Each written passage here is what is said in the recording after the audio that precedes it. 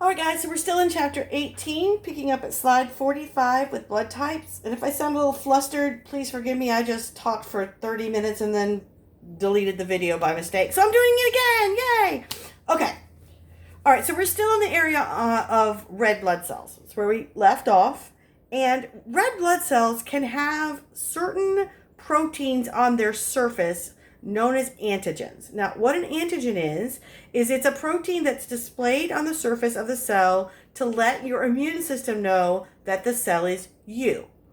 And if it sees the antigens that it's used to seeing and that are on your cells normally, the immune system does nothing. If it sees an antigen on a cell that's not usually there and an antigen it's not seen before, the body's response is to create an antibody against it and attack it. Okay? So the basis of your blood type is what antigens are on the surface of your normal red blood cells. And so what other antigens could be introduced that would cause your body to have a bad reaction. Okay? So your blood type is based on 3 antigens: the A antigen, the B antigen, and the RH factor, sometimes called the D antigen. So the 4 blood types will depend on what antigens you are or are not displaying. If the outside of your red blood cell has antigen A all the time, okay, then you are type A blood. So seeing A antigen is normal for your immune system. If your blood cells put out B antigen, then you are type B blood. If you put out both A and B antigens on the surface of your red blood cells, and your immune system is used to seeing both of those antigens, then you are type AB blood. And if you don't put any antigens, either A or B, on the outside of your red blood cells, you are called type O. Okay? So those are the 4 major types: A, B, AB, and O. Now, there's another part to this. Remember I said there was an RH antigen. Now, actually, RH comes from the rhesus monkey, which is where they found it, okay? The RH is based on whether you do or do not have the RH antigen.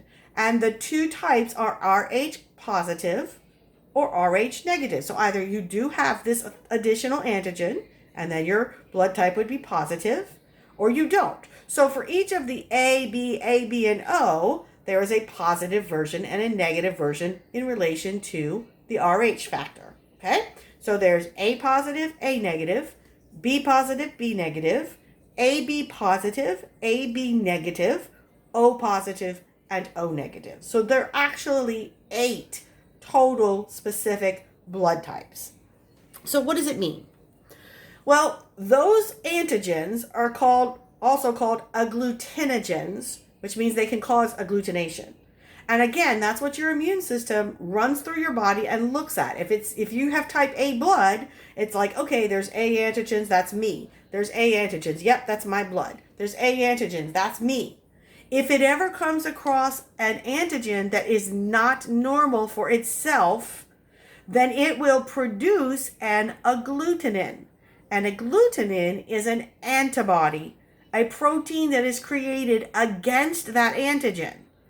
And it flags the cell that has that antigen and causes them to clump together with the antibodies. And that process is called agglutination. This is a bad thing. When your blood clots, when you're not bleeding, it's a really bad thing. It causes major problems in your body, can even be fatal. Okay? So type A blood would make antibodies against any B antigens that it ever saw. So it makes agglutinins against B antigens. So it has anti-B antibodies. Type B blood would have anti-A antibodies. Type O blood would make antibodies against both. But type AB blood doesn't make antibodies against either. And only RH negative blood that has seen the RH factor would make antibodies against the RH factor. That's sensitized. We'll talk about that. That's a specific mother-baby relationship, okay? All right, so here's a graphic. So if you have type A blood, then all of your red blood cells have A antigen on the outside. Your body is used to that. So it doesn't make antibodies against A, but it does make antibodies against B antigens. Okay, so the A antigens here are red and the B antigens are blue. Okay, so this is what the antibodies would look like running around in your body against B antigens. If you make type B blood, if you have type B blood, you make anti-A antigens.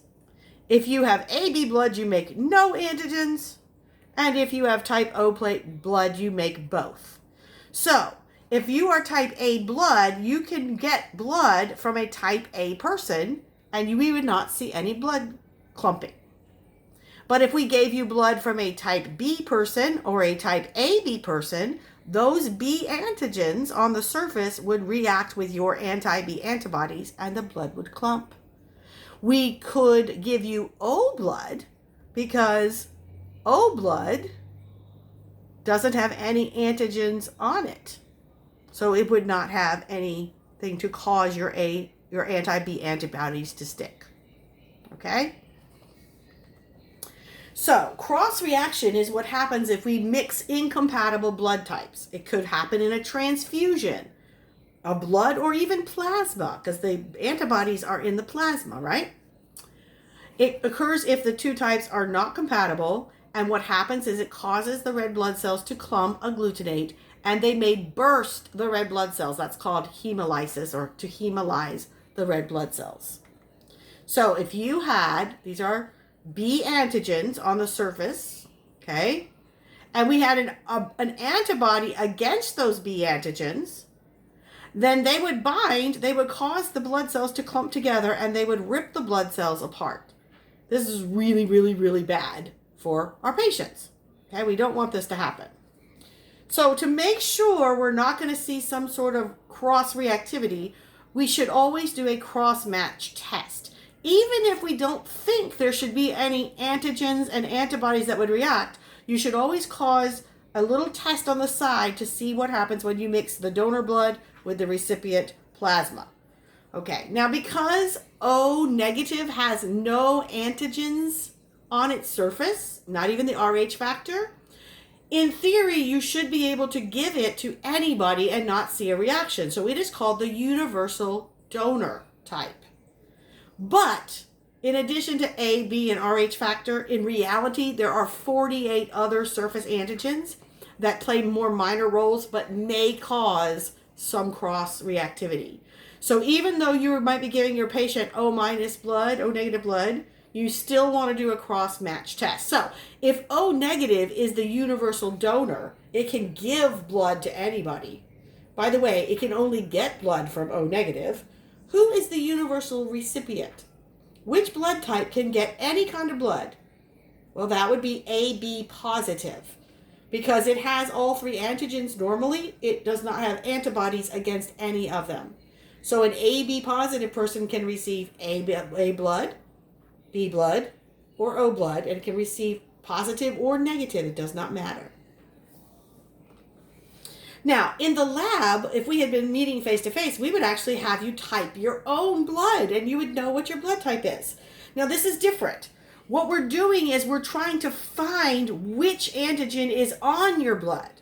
So we're applying antibodies against the antigens to the blood sample directly, okay? So anti-A antibodies would react with A antigens, right? So if we see clumping with anti-A antibodies, that means the A antigen is on the surface of the blood cell that we gave it, that we put in the test. So this is a little chart of some common results of the blood test, typing test. So we have anti-A antibody, we have anti-B antibody, and we have anti-Rh. And it takes a combination of reading all three to figure out what blood type this sample came from. So we put the same sample in all three and we see what it reacts with. So this first top row sample, we put in anti-A, we see clumping. So we know that there are A antigens. We put it with anti-B, we don't see any clumping. So there are no B antigens on the blood. We put it with anti-Rh, we see clumping. So there are Rh factors. So this blood type would be A and then positive. Okay? Here we see no clumping with A, but we see clumping with B and with RH. So this person is B positive. We see clumping with everything, all three. So this person is AB positive. We see no clumping with any of them. That is O negative. Now realize there would also be A negative, B negative, AB negative, and O positive as possible blood types. I think on the blood video for lab, I showed you how we drew on these little cards and simulated this test. And you may see photographs of those on the lab exam asking you to identify the blood type. So you might want to practice with this chart and make sure you understand it. Okay, so what about that RH sensitized stuff? All right, this gets a little complicated. So this is a rare situation. This is where a woman who is Rh negative, does not display the Rh antigen on her red blood cells, gets pregnant with a baby who is Rh positive, okay? So here's mom, and she's pregnant, and she has no antibodies against Rh in her system, and baby has Rh antigen on its cells. Now, during the pregnancy, mom's blood and baby's blood do not mix. So we don't have anything to worry about, okay? All the way up until delivery. During delivery, there is a tearing away of the placenta from the wall of the uterus, and there will be some mixing of baby's blood into mom's blood during delivery. When mom's blood sees these new antigens, mom is going to develop antibodies against that antigen. Now, her cells don't have it, so her blood is fine. The baby that she just had has been delivered and is fine, is gone out of her body. So this is not a big deal unless she gets pregnant again with another Rh positive baby. Now, mom and baby's blood don't mix, but antibodies from mom's blood can cross the maternal placental barrier and go into baby's blood and attack the red blood cells and break them down. The disease that results in this baby would be called erythroblastosis fetalis, and this is during the pregnancy. This is not at delivery. So while this baby is trying to develop its own red blood cells, mom's antibodies are destroying it. So how do we prevent this? There is a drug called Rogam, which will prevent mom's antibodies from being formed. And so if you are an Rh negative mom who gave birth to an Rh positive baby, as soon as you are pregnant, they will start you on treatment with Rogam. So hopefully there are not enough circulating antibodies in your body to destroy your baby's blood cells. Mom's blood would then be called Rh sensitized blood. Okay. Whew. That was a lot of stuff about red blood cells. Now let's move on to the white ones. They are called leukocytes because Leuko is Greek for white. They are unlike red blood cells because they are normal cells. They have nuclei, they have mitochondria, they have ribosomes. All the organelles are there. They don't have hemoglobin, so they don't have color normally. And their jobs are pretty much for defense and housekeeping. They defend us against pathogens, they remove toxins and waste, and they attack bad, infected, or damaged cells. Most of them are hanging out in connective tissue or in the lymphatic organs like your spleen, your lymph nodes, but a little bit of them are circulating in your blood. All of the ones that are circulating have the ability to leave the bloodstream through a process we call migration. They can move like an amoeba, and they all can follow particular chemical trails to get to know where to go, and that's called positive chemotaxis. All circulating white blood cells can do those three things. Some of them are phagocytic, which means they have the ability to surround and engulf bacteria and other things in giant vesicles and then digest them away to kill them. There are 5 kinds of circulating white blood cells: neutrophils, eosinophils, basophils, and then we have monocytes and lymphocytes. These 3 with phils on the end are called the granulocytes because they have little dots in their cytoplasm, granules, that hold digestive enzymes. Okay? Monocytes and lymphocytes belong to a group called agranulocytes. The prefix A means without. So they don't have granules visible in their cytoplasms.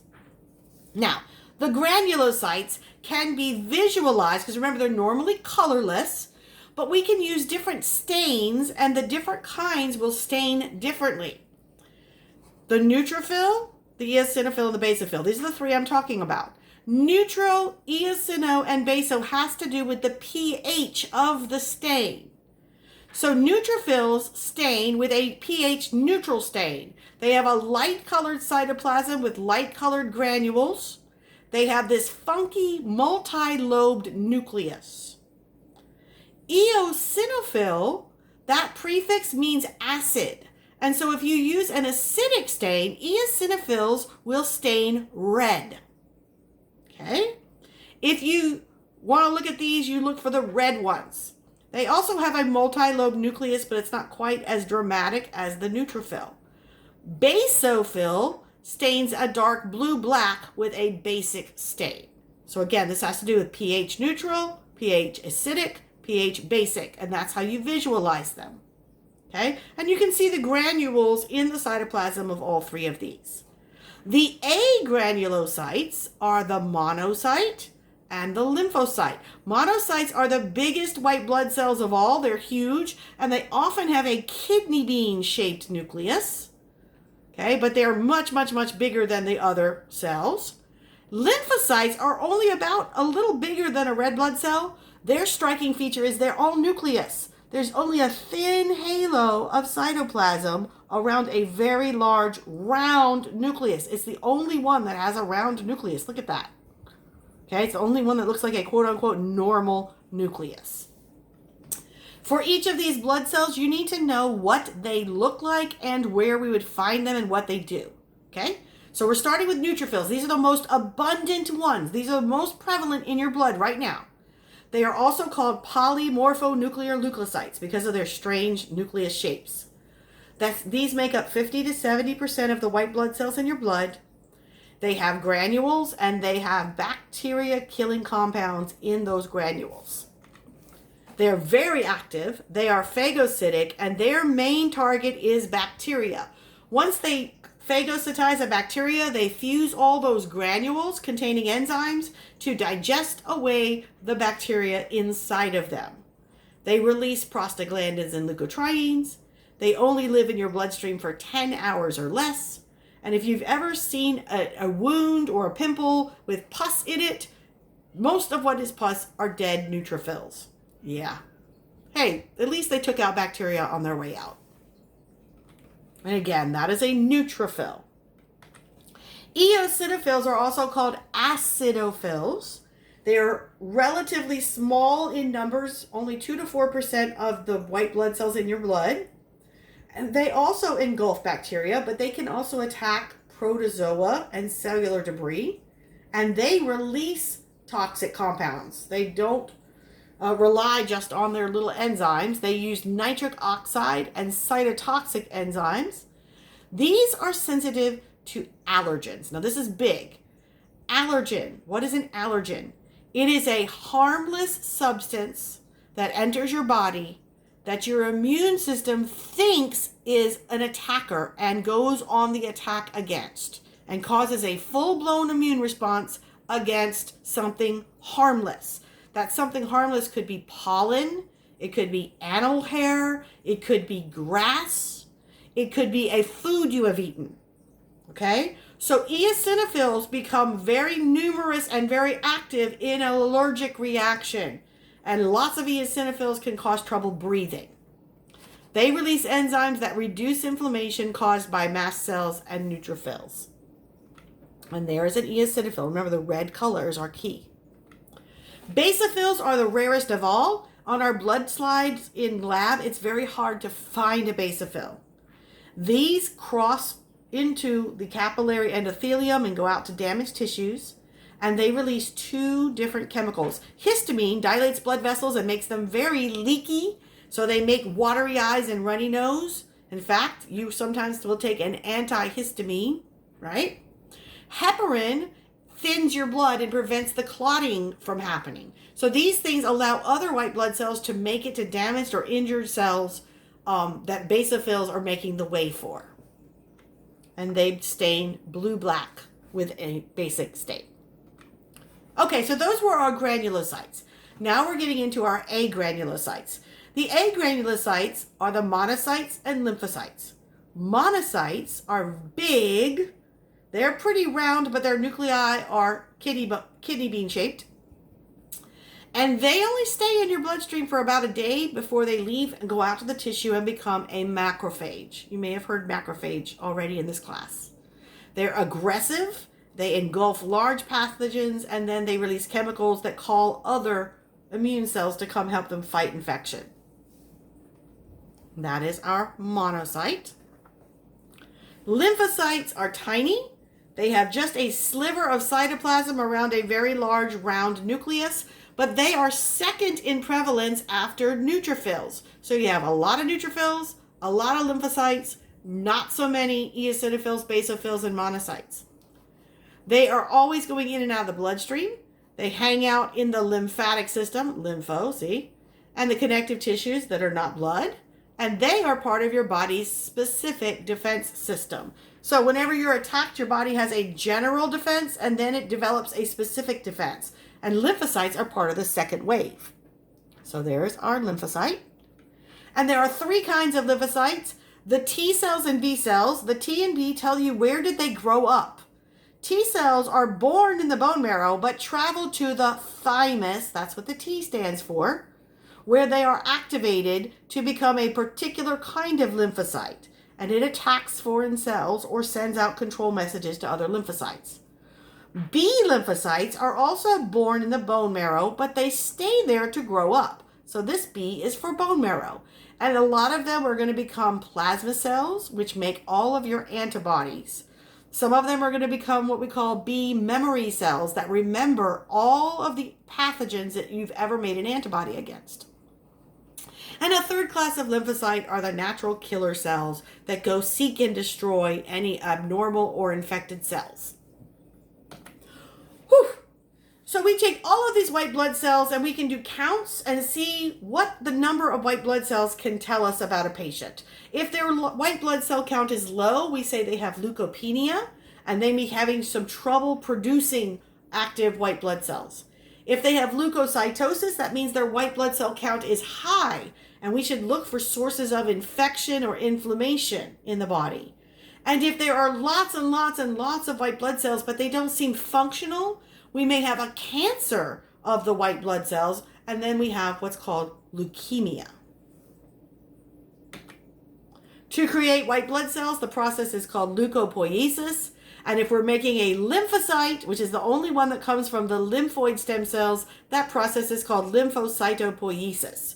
Now, unlike the red cells, I'm not going to ask you to learn all of these different stages and things that make them grow. I'm going to skip over this quickly. If you just know the kinds of white blood cells and which, whether they're myeloid or lymphoid, I'm happy. Okay? All right, the last of the blood cell types, this is a cell fragment, is the platelet or thrombocyte. They start out with a giant cell called a megakaryocyte, and these are little pieces that break off the giant cell. They go in your bloodstream for about 9 to 12 days, and then they get caught up in your spleen and gobbled up by phagocytes. A third of the platelets in your body are stored inside organs like your spleen in case you have a major blood clotting event. You have a major injury, then these platelets would be mobilized to come and help form larger clots. Function of platelets: release clotting chemicals, which will activate things like fibrin in the blood, temporarily patch a damaged vessel wall, and reduce the size of a break in a vessel wall. So thrombocytopoiesis is making platelets, and it happens in the red bone marrow, and it begins with a megakaryocyte. That's the giant cell that has a huge nucleus, and it produces platelets by shedding little tiny membrane-enclosed packets of its cytoplasm. And to control platelet production, we use thrombopoietin, or TPO, and interleukin-6 and multi-colony stimulating factor. I'm not going to test you on that part. Whew! All right, so that is all of the blood cell types and where they come from. Also the blood types and the how to type your blood. I'm going to leave this one here, and I'm going to pick up the next PowerPoint slide presentation at 89.